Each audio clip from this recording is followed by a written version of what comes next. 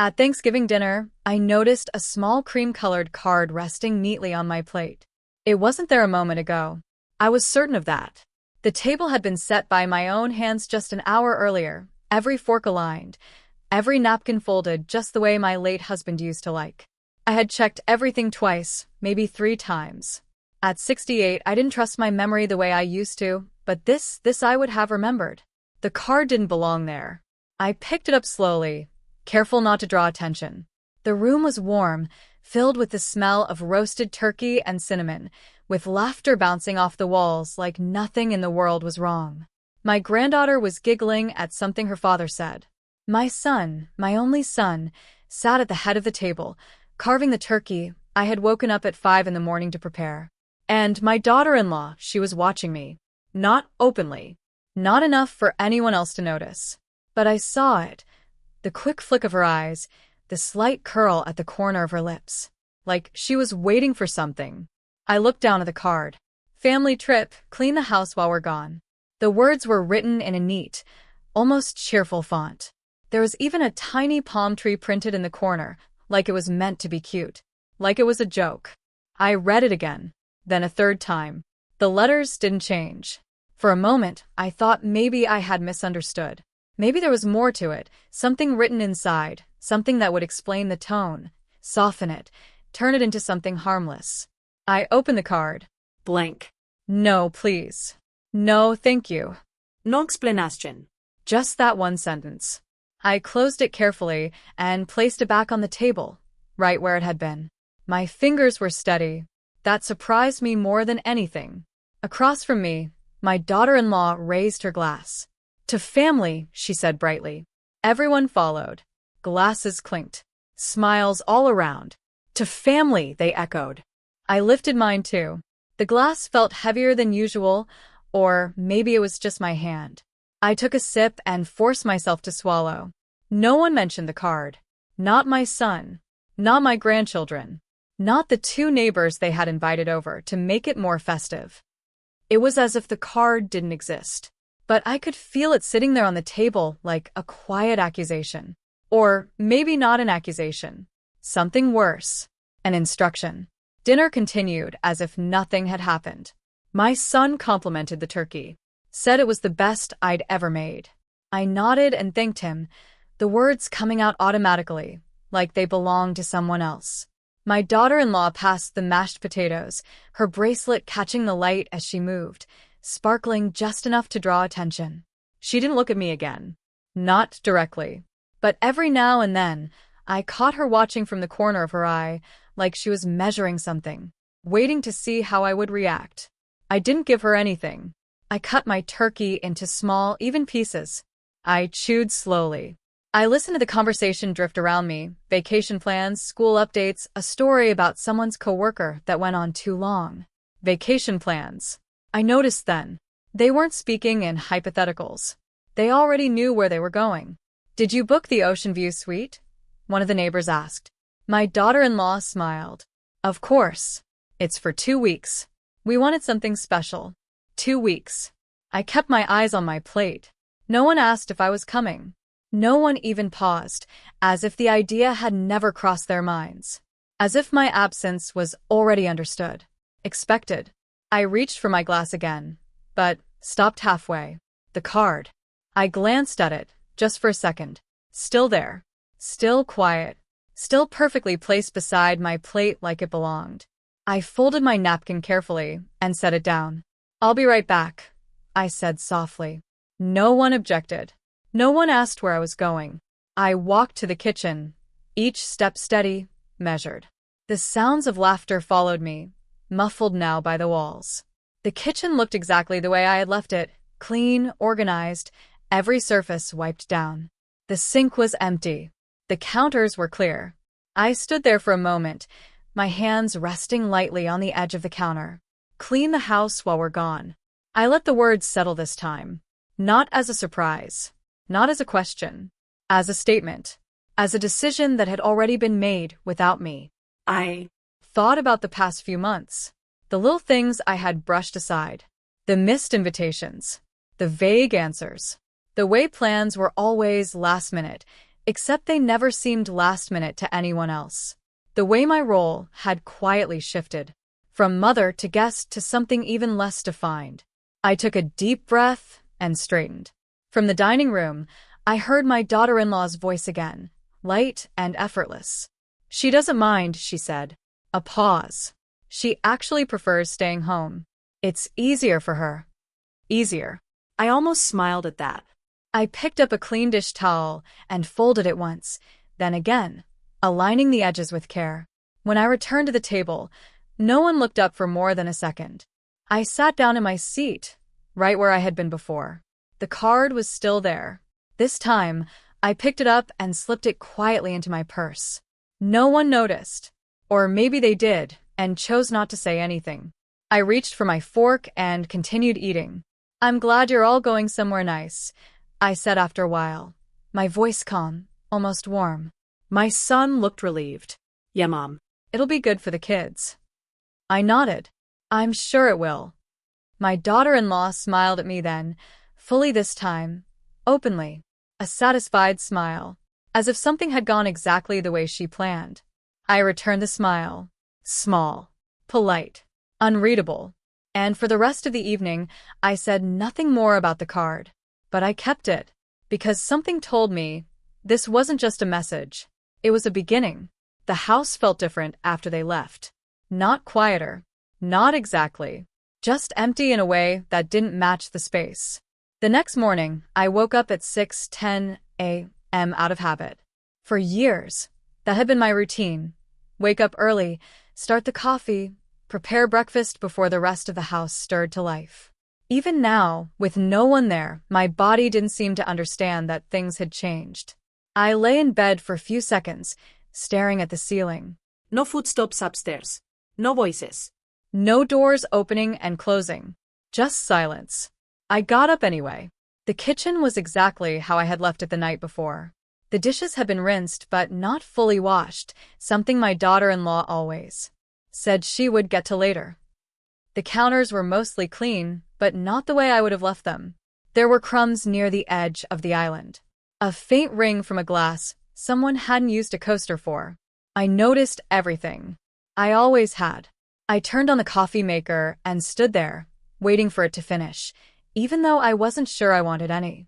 The smell filled the room slowly, familiar and comforting, like it was trying to convince me that nothing had really changed. On the counter, near the fruit bowl, sat the card. I must have taken it out of my purse without realizing it. Or maybe I had placed it there deliberately. I couldn't quite remember. Family trip, clean the house while we're gone. It looked smaller in the morning light.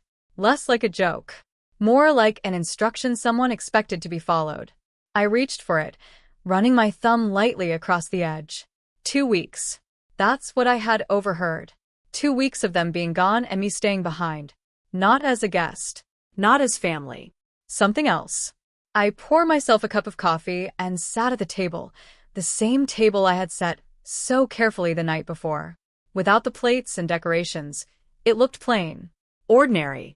Like any other piece of furniture. I took a sip. It tasted fine. But it didn't feel like anything. For a long time, I just sat there listening to the quiet. Then, almost without thinking, I stood up and started cleaning. It wasn't a decision. It was muscle memory. I wiped down the counters properly this time, making sure every surface was spotless. I washed the dishes that had been left behind, drying them one by one and putting them back exactly where they belonged. I swept the floor, even though it didn't really need it.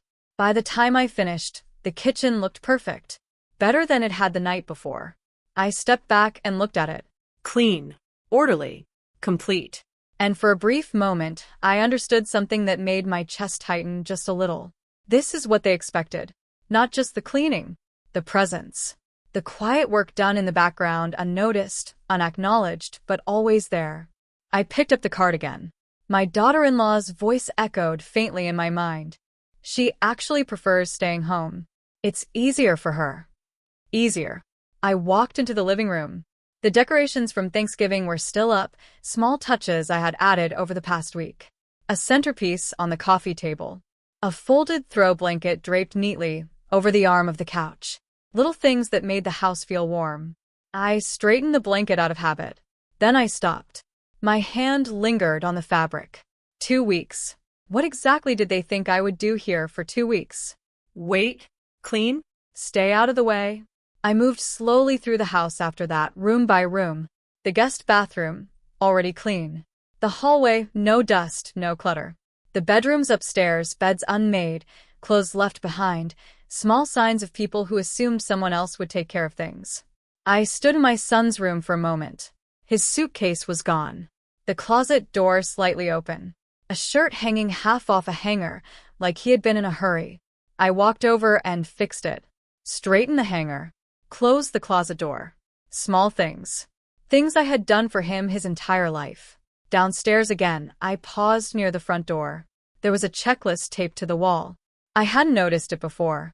Trash, Tuesday, mail, bring in daily, water plants, keep kitchen clean, simple tasks. Written in my daughter-in-law's handwriting. Not a note. A list. I read it once, then stepped back. For a second, I felt something rise in my chest. Something sharp, something I hadn't allowed myself to feel the night before. Not anger. Not yet. Something quieter. Clearer. Understanding. This wasn't about one card. Or one dinner. Or even one trip. This was a role. One that had been slowly shaped around me piece by piece until it fit so naturally, no one questioned it anymore. Not even me. I reached up and pulled the checklist off the wall. The tape came off cleanly. No mark left behind. I folded the paper once, then again, and placed it on the entry table, right next to the card. They looked almost identical like that. 2 small pieces of paper. 2 quiet instructions. I stood there for a moment, looking at them. Then I turned away. The house was clean. There was nothing left to do. And for the first time since they left, I didn't feel like starting anything new. By the 3rd day, the house didn't feel like mine anymore. It should have. I had lived in that house for over 20 years. Every corner carried something I recognized. Marks on the wall from when my son was a teenager. The faint scratch on the dining table from a Thanksgiving long before this one.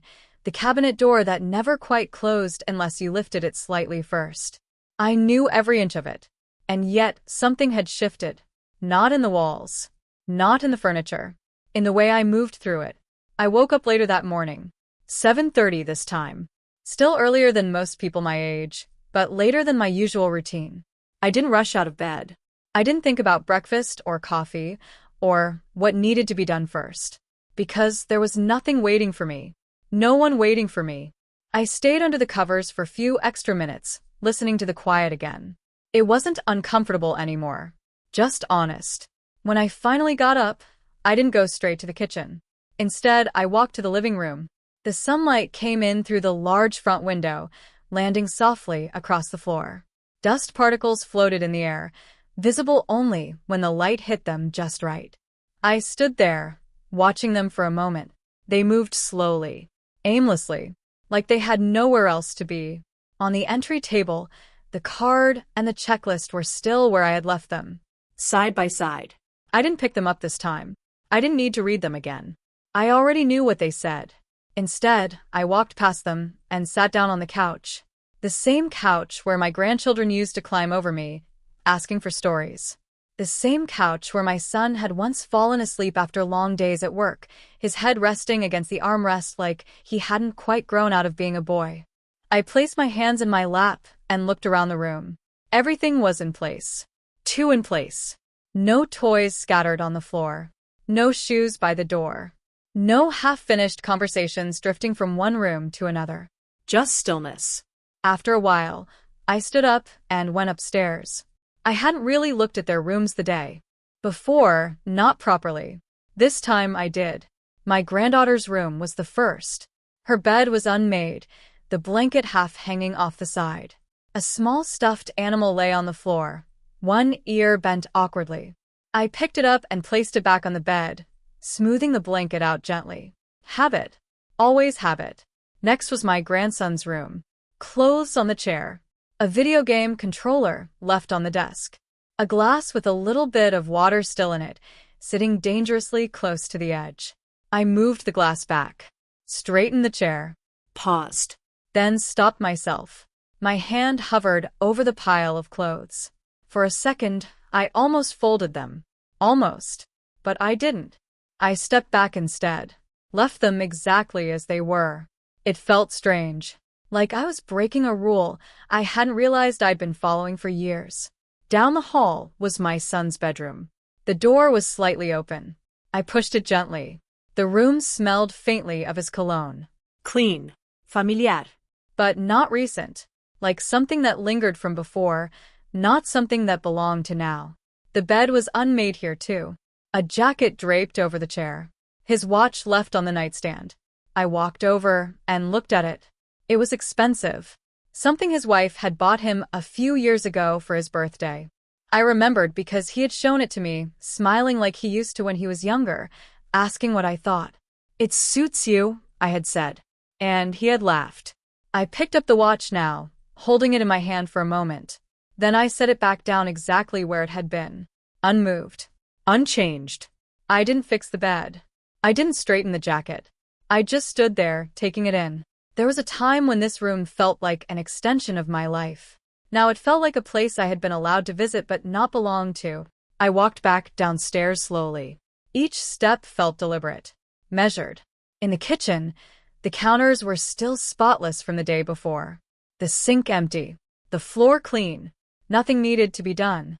That should have felt satisfying. Instead, it felt unnecessary. I made myself a simple breakfast, toast, and a little bit of fruit. Nothing like the meals I used to prepare for the whole family. Nothing elaborate. Just enough. I ate at the table alone. No television. No phone. Just the quiet. Halfway through, I noticed something on the far end of the table. A small stack of mail. I hadn't checked it in a couple of days. I got up, walked over, and picked it up. Bills. Advertisements. Nothing important at first glance. Then one envelope caught my attention. It had my name on it. Not Mom. Not Grandma. My full name, printed clearly. I turned it over. The return address was from a law office. I paused for a moment, the envelope held lightly between my fingers. I hadn't been expecting anything like that. Not recently. I walked back to the table and sat down. The envelope rested in front of me. Quiet, unassuming. I looked at it for a long time before opening it. Then, slowly, carefully, I slid my finger under the flap and tore it open.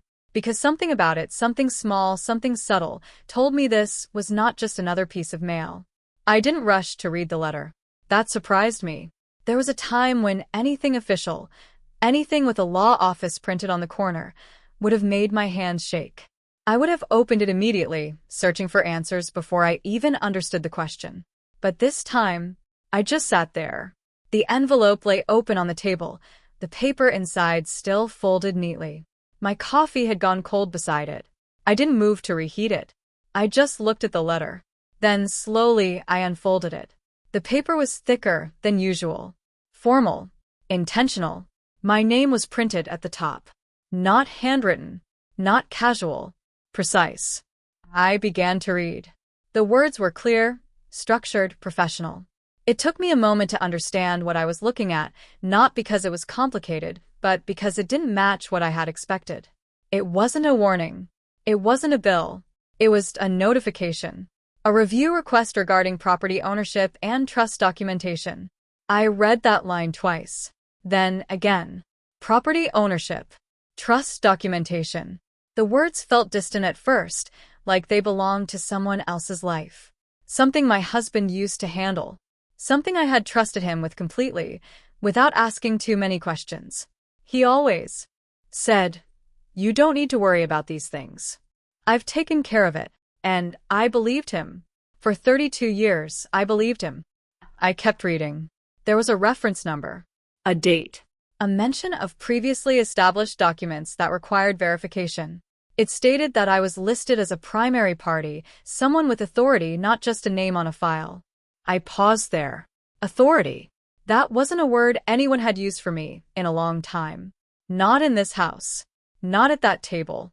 I set the paper down gently and leaned back in my chair. For a moment, I didn't think about my son, or my daughter-in-law, or the card. I thought about my husband. The way he used to sit at this very table, reading through documents late at night. The way he would tap his pen lightly against the page when he was thinking. The way he always made sure everything was in order before he signed anything. He was careful.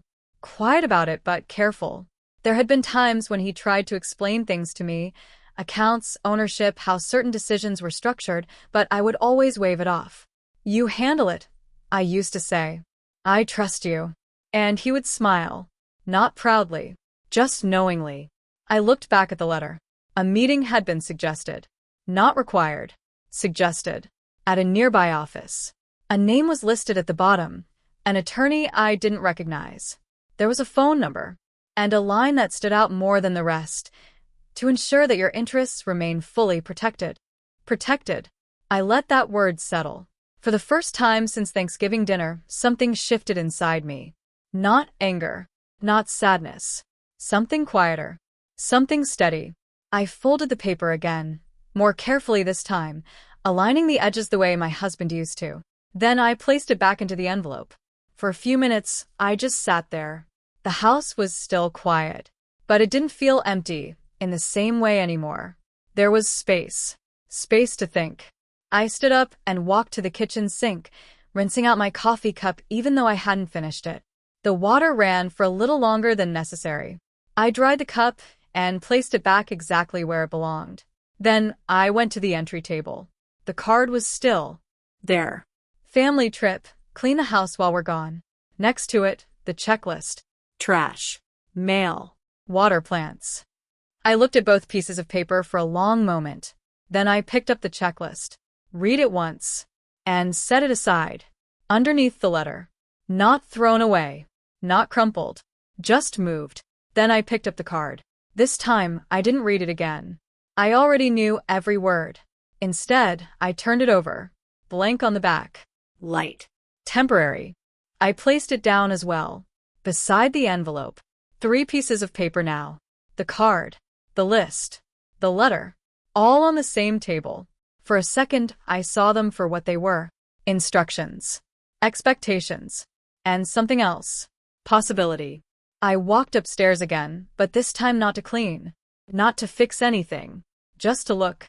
The rooms were exactly as I had left them earlier. Slightly messy, lived in, unfinished. I didn't touch anything. I just stood there, taking it in. 2 weeks, they had said. 2 weeks of me staying behind. Of keeping things in order. Of making sure everything was ready when they came back. I walked back down slowly. Step by step. By the time I reached the bottom of the stairs, the thought had fully formed. Clear. Simple. They had made a plan. Without me. And for the first time, so had I. I returned to the kitchen, picked up the envelope, and held it in my hands for a moment. Then I reached for my phone. The number was printed clearly at the bottom of the page. I didn't hesitate this time. I dialed. It rang once. Twice. Then a voice answered on the other end, calm and professional. "Good morning, this is Anderson Legal." I glanced once more at the card on the table. Then I spoke. "My name is Margaret Hayes," I said, my voice steady. "I received a letter about a property review. I'd like to schedule that meeting." There was a brief pause. Then, "Of course, Mrs. Hayes. We've been expecting your call." I didn't ask what that meant. I didn't need to. Instead, I listened as she began offering available times.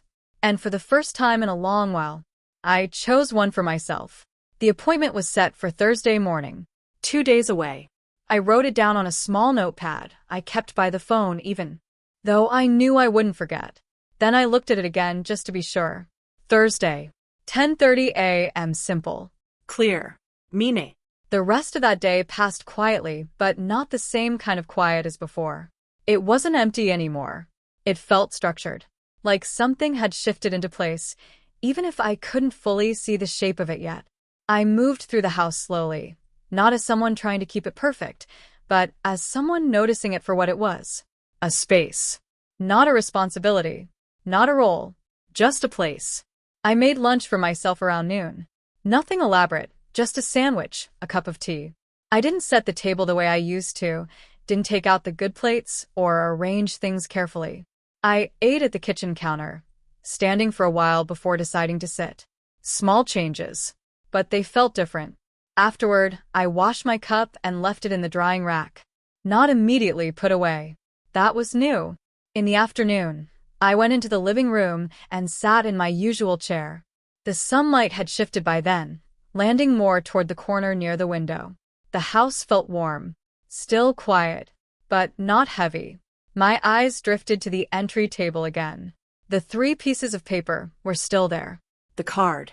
The checklist. The letter. I stood up and walked over. For a moment, I just looked at them. Then I picked up the letter again. Read it more carefully this time. There were details I hadn't paid attention to earlier. Names, references, specific language about authority, review, and existing structure. Structure. That word stayed with me. My husband had always liked structure.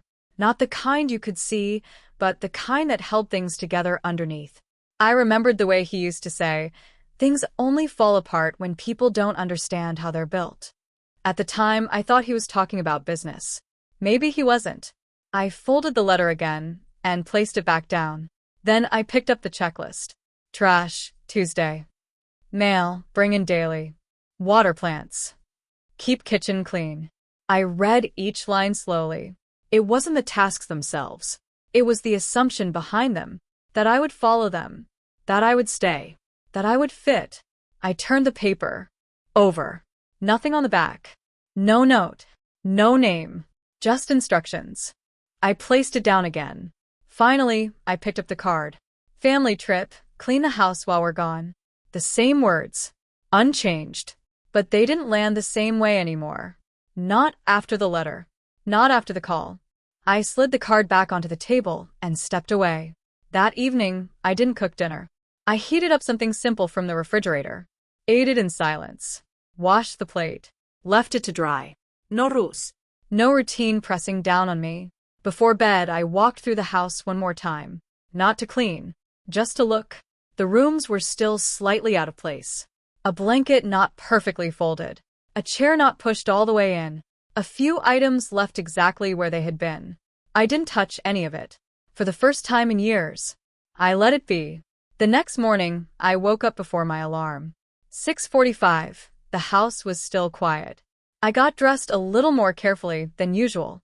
Not formally, but with intention. A clean blouse. A pair of shoes I hadn't worn in a while. I glanced at myself in the mirror before leaving the bedroom. I didn't look different. But I didn't look the same either. Downstairs, I made coffee again. This time, I drank it. Finished the whole cup. The letter sat on the table where I had left it. I picked it up and placed it into my bag. Not loosely. Carefully. As if it mattered.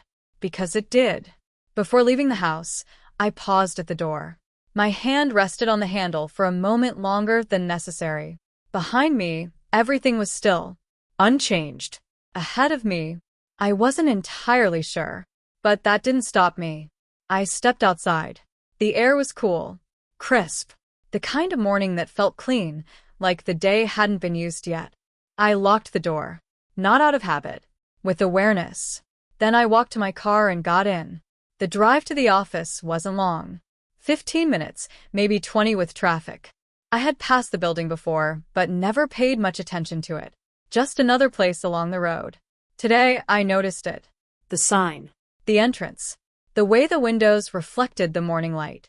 I parked, turned off the engine, and sat there for a moment. My hands rested lightly on the steering wheel. Steady. Not rushed. Then I picked up my bag and stepped out. Inside, the office was quiet. Professional. A woman at the front desk looked up and smiled politely. "Good morning. How can I help you?" I returned the smile. "My name is Margaret Hayes," I said. "I have an appointment." She nodded immediately, as if she recognized the name. "Of course, Mrs. Hayes. They're ready for you." Ready. That word again. I followed her down a short hallway. Each step felt deliberate. Measured. Like I wasn't just walking into an office, but into something I should have understood a long time ago. She stopped at a door and gently knocked. Then opened it. Inside, a man stood up from behind a desk. He looked at me with a calm, knowing expression. "Mrs. Hayes," he said. "Thank you for coming." I stepped inside and quietly closed the door behind me. The office was quieter than I expected, not silent but controlled. Everything had its place. Every sound felt intentional. The soft closing of a door somewhere down the hall, the faint hum of the air conditioning, the light shuffle of papers as the man across from me motioned for me to sit. "Please," he said gently. I took the chair in front of his desk, placing my bag on my lap. My hands rested on top of it, fingers loosely interlocked. Steady. He didn't rush. That was the first thing I noticed. He didn't jump straight into explanations or questions. Instead, he sat down, adjusted a thin stack of documents in front of him, and looked at me like he was making sure I was ready, not just present. "My name is Daniel Carter," he said. "I worked with your husband for many years." That made me pause. Not visibly. Not in a way anyone else would notice. But something inside me shifted. "I see," I replied. He nodded, as if he expected that response. "He was very thorough," Daniel continued, "careful about how things were arranged, especially toward the end." Toward the end. I held on to that phrase for a moment. I hadn't been involved in those conversations. I knew that now more clearly than ever. At the time, I thought it was just paperwork. Something distant. Something that didn't need my attention. Now I wasn't so sure. Daniel slid a folder slightly closer to me. "I'll keep this simple," he said. "What you received in the mail was a standard review notice. But in your case, it's more than that." I didn't speak. I just listened.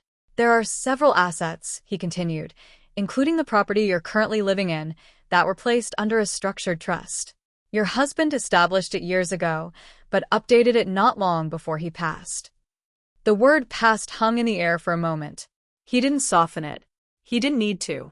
"Everything was designed," he said, "to ensure long-term stability and control." Control. There it was again. A word I hadn't associated with myself in a long time. I leaned back slightly in my chair, not out of discomfort, but to give the word space. "And I'm listed?" I asked quietly. He gave a small, almost reassuring nod. "You're not just listed, Mrs. Hayes," he said. "You are the primary authority." Primary. The word settled differently than I expected. Not heavy. Not overwhelming. Clear. I glanced down at the folder, but didn't open it yet. "And my son?" I asked after a moment. Daniel didn't hesitate, but he didn't rush either. "He's included," he said. "As a beneficiary, along with provisions for your grandchildren." Beneficiary. Not owner. Not decision maker. I didn't react immediately. I let the distinction sit where it needed to. "And my daughter-in-law?" I asked. This time, there was a brief pause. "Indirectly," he said. "Through your son." That told me enough. Daniel folded his hands lightly on the desk. "There are also conditions," he added. "Guidelines, really. Your husband wanted to make sure that the structure remained intact. That decisions were made with certain intentions in mind." Intentions. I thought about that. About the man I had spent over 3 decades with. The way he rarely spoke about control directly, but always seemed to understand it better than anyone else. "What kind of conditions?" I asked. Daniel reached into the folder and pulled out a single document. He didn't hand it to me immediately. Instead, he looked at me first. "As the primary authority," he said carefully, "you have full discretion, but there are protective clauses. In cases where you are disrespected, displaced, or pressured, your control allows you to adjust access." I felt something settle in my chest. Not a reaction. A recognition. Disrespected. Displaced. Pressured. He hadn't asked me if any of those things had happened. He didn't need to. I reached forward and took the document from his hand. The paper felt solid. Real. Not like the card. Not like the checklist. This held weight. I scanned the page slowly. The language was formal, but the meaning was clear. Authority could be exercised. Access could be limited. Decisions could be made by me. I looked up. "And this hasn't been used?" I asked. Daniel shook his head. "No," he said. "Everything has remained as originally structured. Until now." He didn't say it. But it was there. Between the lines. I placed the document back on the desk. Carefully. Not rushed. Outside, through the window behind him, I could see the faint movement of cars passing by. Life continuing as it always did. Inside, everything felt still. Defined. For years, Daniel said quietly, your husband handled everything personally. After he passed, nothing changed because no one initiated a review. No one initiated. I thought about that. About how easy it is for things to remain exactly as they are when no one questions them. When no one steps forward. I rested my hands on the edge of the desk. Until now, I said. It wasn't a question. Daniel gave a small nod. Yes, he replied. Silence followed. Not uncomfortable, just complete. I looked at the folder again. At the documents that had been there all along. At the structure I had never fully seen. Then I thought about the house. The card on the table. The checklist on the wall. 2 weeks. I straightened slightly in my chair. Not out of tension. Out of clarity. What would you recommend? I asked. Daniel didn't answer immediately. He studied me for a brief moment, as if measuring something, not my situation, but my readiness. Then he said calmly, that depends, Mrs. Hayes, on what you want to change. I didn't answer right away, because for the first time in a long time that was entirely up to me. I didn't answer him right away. What do you want to change? The question stayed in the room, quiet but firm. Not pushing. Not demanding. Just waiting. For years, I had lived without asking myself that. Things happened. Roles shifted. People adjusted around me, and I adjusted with them. It was easier that way. Quieter. But now, sitting there, with the folder in front of me and my name printed at the top of every page, it didn't feel like something I could ignore anymore. I looked down at the documents again. The structure. The control. The conditions. All of it had been there long before that Thanksgiving dinner. Long before the card. I placed my hand lightly on the folder. My husband, I said slowly, he knew. Daniel didn't interrupt. He saw something. I continued. Or maybe he just understood people better than I did. A small pause. I think he prepared for this. Daniel gave a slight nod. He prepared for possibilities, he said. Not outcomes. That made sense. My husband was never dramatic. He didn't react to things emotionally. He planned quietly. Carefully. I looked back up. And if I decide to adjust things? I asked. Daniel leaned back slightly in his chair. Then we begin a formal review, he said. We document your position. We reinforce your authority. And if necessary, we limit access. Limit access. The words were simple, but they carried weight. I thought about my son. The way he avoided my eyes at the dinner table. The way he let his wife speak for him. Not once stepping in. Not once saying, that's enough. I didn't feel anger when I thought about it. Just clarity. And they wouldn't know? I asked. Daniel's expression remained calm. Not immediately, he said. These things can be handled quietly. Adjustments can be made without confrontation, at least in the beginning. Quietly. That word felt familiar. It matched the way everything had unfolded so far. The card. The checklist. The assumptions. Nothing loud. Nothing direct. Just decisions made without me. I nodded once. I see. Daniel slid another document toward me. This outlines your current position in full, he said. Take your time with it.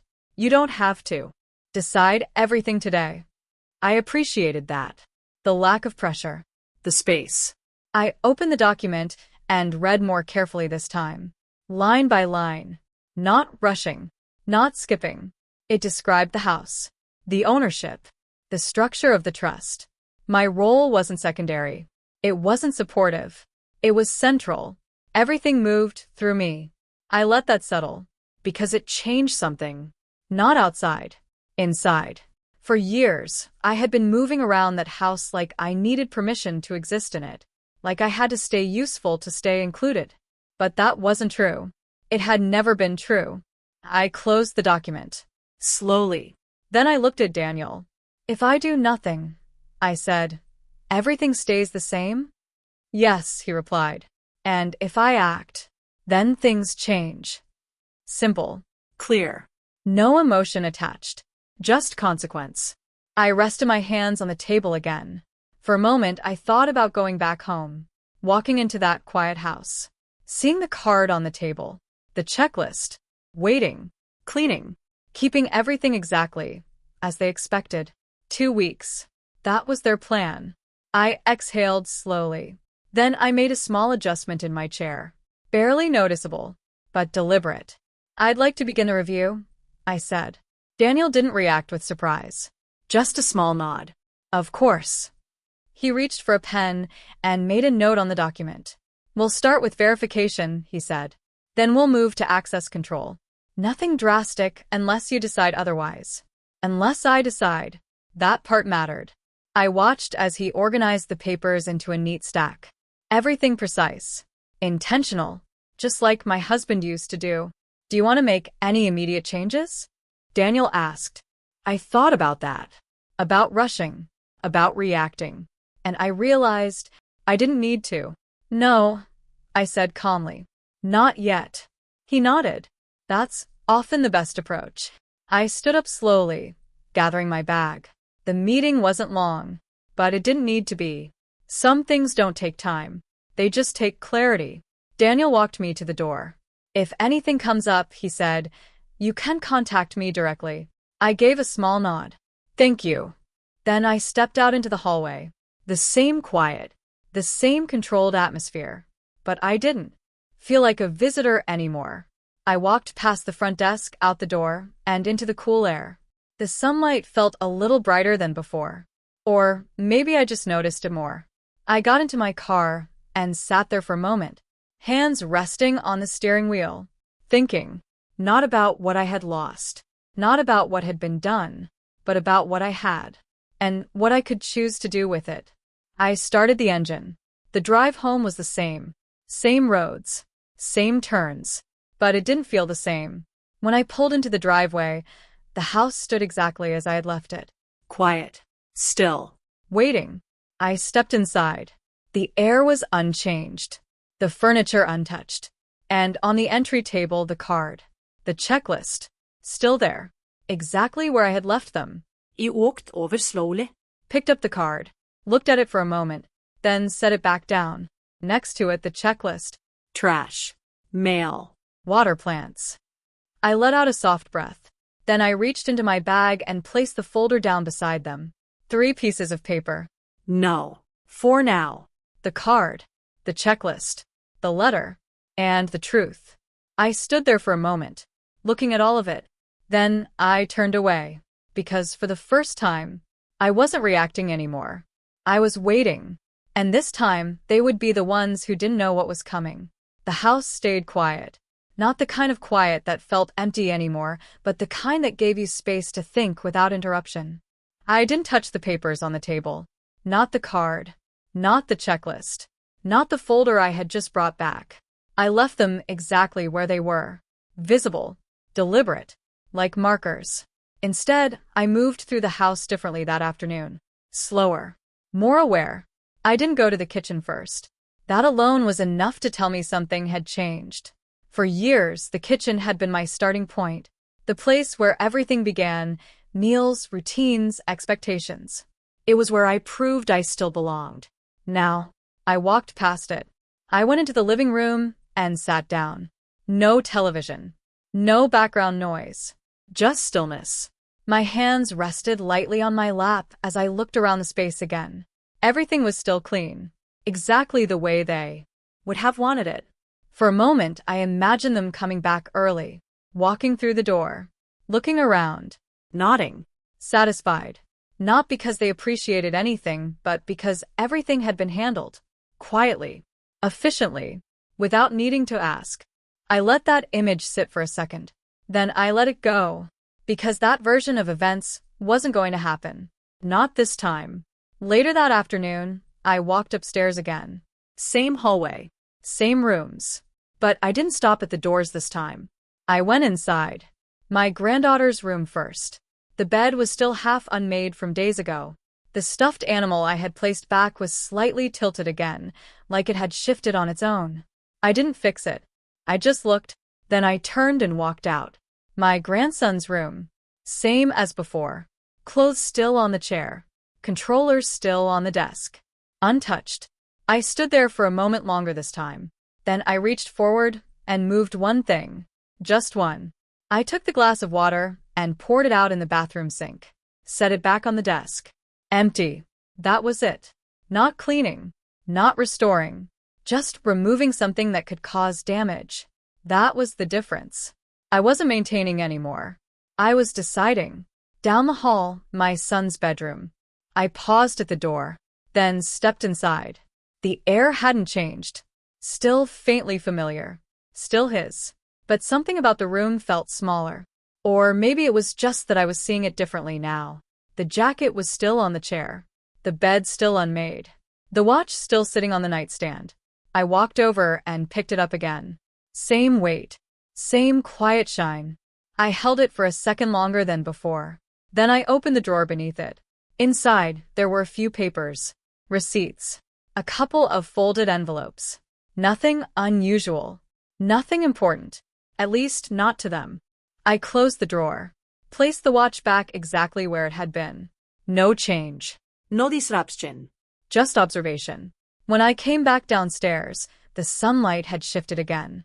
Late afternoon now. The house felt warmer, but not in the same way as before. This warmth didn't come from people. It came from clarity. I walked to the entry table. The 4 items were still There. the card, the checklist, the letter, the folder. I picked up the checklist first, looked at it one more time. Then I walked to the kitchen. The trash can sat near the counter. Half full. Not urgent. Not important. I folded the checklist once, then dropped it in. No hesitation. No second thought. It landed quietly. Gone. Back at the table, I picked up the card. Family trip, clean the house while we're gone. I read it again. Not because I needed to, but because I wanted to see if it felt the same. It didn't. The words hadn't changed. But their meaning had. Before, it felt like an order. Now, it felt like a mistake. I turned it over. Blank. Just like before. I walked to the living room. There was a small drawer near the bookshelf, one I used for things I didn't need often but didn't want to throw away. Old receipts. Spare keys. A few photographs. I opened it. Placed the card inside. Then closed it. Not destroyed. Not displayed. Just stored. Out of sight. Out of reach. When I returned to the table, only 2 things remained. The letter. And the folder. I sat down and opened the folder again. This time I didn't skim. I read everything. Slowly. Carefully. Every line. Every clause. Every detail my husband had put into place without needing me to understand it back then. Now I did. Or, at least enough. By the time I finished, the sun had almost set. The house was darker. Quieter. But not empty. Not anymore. I closed the folder and placed my hand on top of it. Not lightly. Firm. Grounded. 2 weeks. That's what they had planned. 2 weeks of absence. 2 weeks of assumption. 2 weeks of thinking nothing would change. I leaned back slightly in my chair, and, for the first time, I let myself think beyond the house. Beyond the table. Beyond the role they had given me. Because what I had now was time. And something they didn't expect me to use. Choice. I looked at the folder one more time. Then I whispered quietly, "Let's see how this goes." Not as a question. As a decision. That night, I didn't turn on any lights right away. The house slowly dimmed as the sun disappeared, shadows settling into corners that used to be filled with movement, voices, distractions. Now, there was nothing to interrupt the quiet. And for once, I didn't try to fill it. I sat at the table a little longer, the folder still in front of me, my hand resting on top of it. Not gripping, not holding tightly. Just present. The letter lay beside it. 2 pieces of paper. But they didn't feel small anymore. They felt foundational. I didn't rush dinner. I didn't cook anything elaborate. Just something simple again. Soup, warmed slowly on the stove. I stood there while it heated, watching the surface move gently, the quiet sound of it filling the kitchen in a way that felt enough. No noise from the television. No voices from another room. No one asking what time dinner would be ready. I poured the soup into a bowl and carried it to the table. Sat down. Ate slowly. Halfway through, I stopped. Not because I was full, because I realized something. For the first time in a long time, I wasn't rushing to finish. There was nowhere else I needed to be, nothing waiting for me, and more importantly, no one expecting anything from me. I finished the meal at my own pace, washed the bowl, left it to dry. Later that evening, I picked up my phone. I hadn't done that much since they left. No messages, no calls, not from my son, not from anyone in that house. I didn't feel surprised. I scrolled through my contacts slowly. Names I hadn't spoken to in a while. Old friends, neighbors, people who existed outside the version of my life that had quietly narrowed over the years. I didn't call anyone, not yet, but I noticed something. My world hadn't disappeared. It had just been set aside. I placed the phone down and walked back to the living room. Sat in the same chair, same position, but not the same person. My eyes moved around the room again. The small details, the things I used to adjust without thinking. A cushion slightly out of place. A magazine not perfectly aligned. I left them, not out of neglect, out of choice. Around 9 p.m., I went upstairs. The house creaked lightly under my steps, something it had always done, but I had stopped noticing.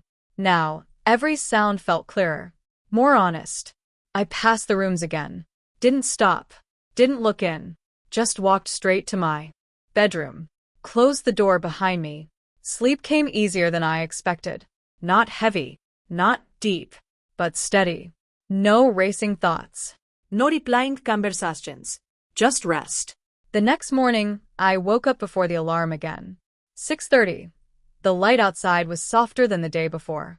Cooler. I got up, dressed, and went downstairs. The kitchen greeted me the same way it had the past few days. Clean. Still.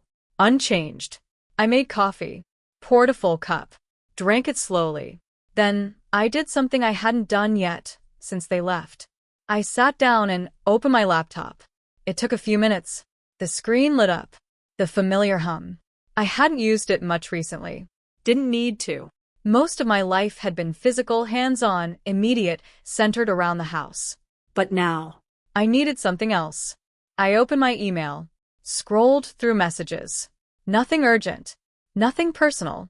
Then I opened a new tab. Paused. My fingers hovered over the keyboard for a second. Then I started typing. Not randomly, not aimlessly, with intention. I searched for information. Property records, ownership structure, trust management. Terms I had seen in the documents, but wanted to understand on my own. Not because I didn't trust what Daniel had said, but because I wanted to see it clearly for myself. Page after page, definition after definition. Slowly, things began to connect. Not everything, but enough. Enough to understand the shape of it. Enough to realize one simple truth. Nothing in that house moved without me allowing it. I leaned back slightly in my chair. The coffee had gone cold again. I didn't mind. My eyes moved toward the entry table. The letter, the folder, still there, waiting, not demanding, not urgent, just ready. 2 weeks. That was the timeline they had set. Without asking me, without including me, without even considering that anything might change while they were gone. I stood up and walked over to the table, picked up the folder, held it for a moment. Then I carried it with me, not back to the kitchen, not to the living room, but to my bedroom. Set it on the desk. Not hidden, not exposed, just placed where I could return to it when I needed. Back downstairs, the house felt slightly different. Again, not because anything had changed physically, but because something had shifted in the way I moved through it. There was no hesitation anymore, no second-guessing, no quiet adjustment to fit into something that didn't belong to me. I walked to the front door, opened it, stepped outside. The air was cooler than the day before. Fresh. I stood there for a moment, looking at the street. People moving.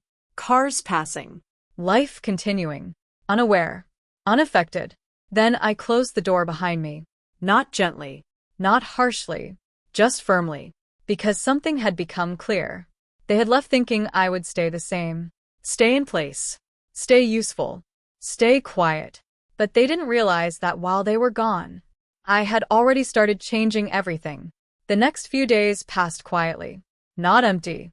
Not slow. Just deliberate. I didn't rush anything. I didn't make sudden changes. I didn't call my son. And he didn't call me. That part stayed exactly the same. Every morning, I followed a new rhythm. Wake up. Coffee. Sit down at the table. But now there was something else. The folder. Some days I opened it. Some days I didn't. But I always looked at it. The same way you look at something important, not because you need to use it immediately, but because you know it's there, waiting. On the fourth day, I called Daniel again. Not because I had to, because I was ready. He picked up on the second ring. Mrs. Hayes. His voice was calm. Familiar. I've been reviewing the documents, I said. A small pause. And I'd like to move forward. There was no surprise on his end. Just a quiet acknowledgement. Of course, he said. What would you like to implement first? I thought about that. Not emotionally. Not reactively. Carefully. Access, I said. I want to understand exactly who has it and how to adjust it. Understood. He didn't ask why. He didn't need to. We'll begin with account visibility and property control layers, he continued. Nothing will be removed immediately, but permissions can be restructured. Restructured. That word fit. I don't want conflict, I said. You don't need it, he replied. That afternoon, I sat at the kitchen table again. But this time there was something new in front of me. A list. Not theirs. Meaning. Simple. Clear. What I would allow. What I would not. Not written dramatically. Not written with anger. Just defined. I didn't rush to complete it. I let it grow. Line by line. The house itself stayed the same. I didn't clean more than necessary. I didn't fix what didn't need fixing. I didn't prepare anything for their return. Not intentionally. Just naturally. Because the expectation behind those actions no longer existed. On the sixth day, I walked into my son's room again. Not out of habit. Out of decision. The space hadn't changed. Still slightly messy. Still lived in. Still expecting someone else to take care of it. I walked to the closet. Opened it. Looked inside. Clothes. Shoes. Boxes. Everything in place. Everything assumed. I didn't touch anything. I just observed. Then I closed it. Back downstairs, I stopped at the entry table. The checklist was gone. The card was gone. Only the letter had been there before. Now even that had moved. Everything had shifted. Quietly. Without announcement. Without reaction. That evening, Daniel sent over updated documents. Nothing drastic. Nothing obvious. But the structure had changed. Access points adjusted. Authority clarified. Boundaries reinforced. I read through them slowly. Twice. Not because I didn't understand. Because I wanted to be certain. I signed nothing that day. Not yet. That was important. I wasn't reacting. I was preparing. Later that night, I stood in the living room again. The same spot. The same chair behind me. The same quiet. But something felt different. Not outside. Inside. I wasn't waiting anymore. 2 weeks. That's what they had planned. But time doesn't stay still just because someone expects it to. It moves. It shifts. It changes things whether people notice or not. On the 7th day, my phone buzzed. A message. From my son. Short. Hope everything's okay. We'll be back soon. I looked at it for a moment, then placed the phone down. No reply. Not yet. Because something had become clear. They thought distance meant control stayed the same. They thought absence meant nothing would move. But they didn't understand something simple. While they were away, I hadn't been keeping the house ready for them. I had been preparing it for something else entirely. On the 10th day, they came back. I heard the car before I saw it. The familiar sound of tires slowing in the driveway. Doors opening. Voices, louder than I remembered, filled with that kind of careless energy people have after a vacation. I was in the kitchen. Not cooking. Just standing by the counter, a cup of tea in my hand. I didn't rush to the door. I didn't adjust anything. I just waited. The front door opened. Laughter spilled inside first. Then footsteps. Bags being dragged across the floor. "Mom," my son called out. His voice carried through the house like nothing had changed. Like I had been exactly where they left me. Waiting. "I'm in the kitchen," I replied. Calm. Even. No hesitación. They walked in together. My son first. Then my daughter-in-law, sunglasses still resting on her head, her expression relaxed until she saw me. Really saw me. Something in her face shifted. Just slightly. Not enough for anyone else to notice. But I did. "You didn't have to stay up," she said, glancing around. "We got in late." I nodded once. I wasn't waiting. A small pause. Not awkward. Just unexpected. My son set his bag down near the table. "Everything okay here?" he asked. I followed his gaze. The house.